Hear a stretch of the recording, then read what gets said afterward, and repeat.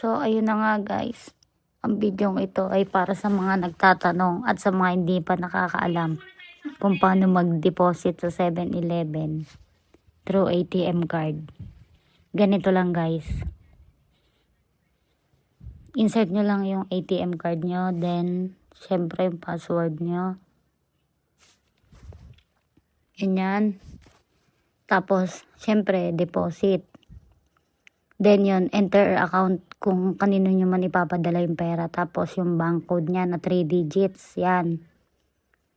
Type nyo. Then enter. Tapos yung account number ng pagpapadala nyo ng pera.